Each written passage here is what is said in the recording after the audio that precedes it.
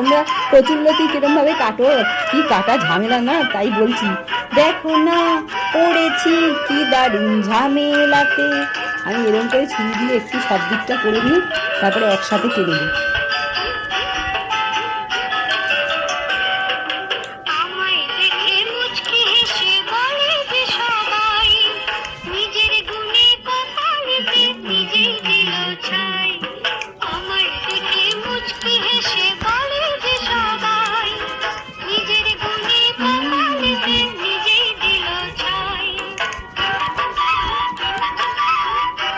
YouTube করতে গিয়ে দেরি হয়ে যায় না, সেই 2 দিন হয়ে গেছে, এনেছে শুকিয়েও গেছে, তাই জন্য উঠে যাচ্ছে এরকম করতে।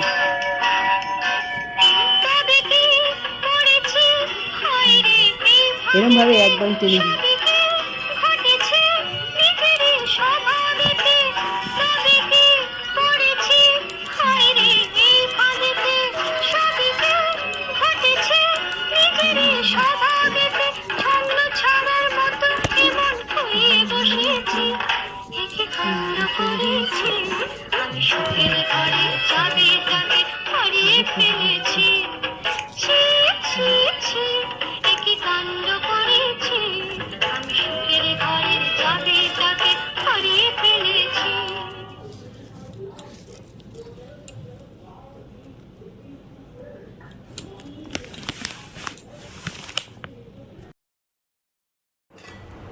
আচ্ছা,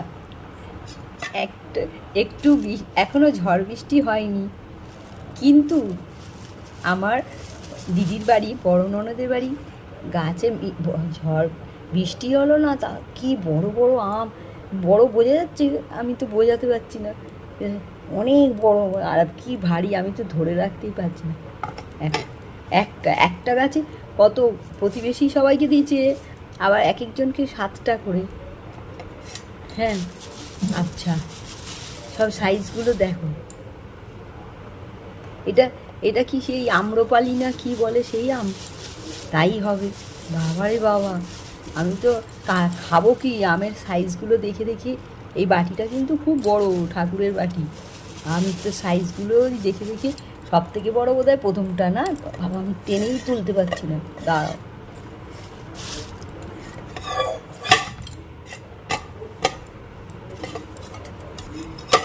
সব থেকে বড় এটাই সব থেকে বড়। বাবা রে বাবা, আর খুব ভালো খেতে, প্রত্যেক বছর দেয়।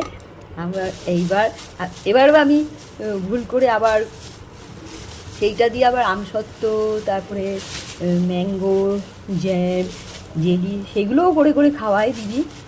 আবার এবার তো গোটা গোটা দিয়ে দিয়েছে। বাবা রে বাবা, কত বড়, প্রচুর বড়, বোঝাতে পারছি কি না জানি না। আচ্ছা, আর এরকম তো, আর ওইগুলো সব ভালো ভালো আছে, আর গাছ এগুলো পাড়া হয়েছে, আর আরও আমি দিয়ে দিলাম, আর পড়ে গেছে সেই কটা, সেইটাও সব এত বড় বড় আম। দেখলেই আমার রবীন্দ্রনাথের সেই কবিতাটা মনে পড়ে, ছোটোবেলায় আম কুড়াবার ধুম। কিন্তু এ তো আম দেখার ধুম, আমি তো দেখতেই কি ভালো লাগছে, কেটে আর খাবো কি।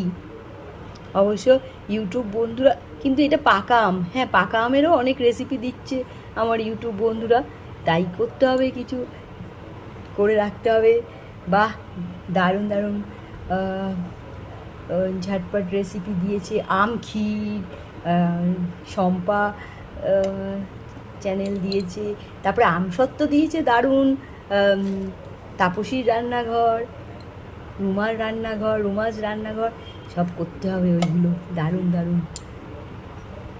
আর 5 কিলো আমের আচার করে দেখিয়েছে তো PTSS ব্লগ। আমি তো এইটাই তো মনে হচ্ছে ওরকমই 1 কিলো না হলেও 500 থেকে একটু কম এটা।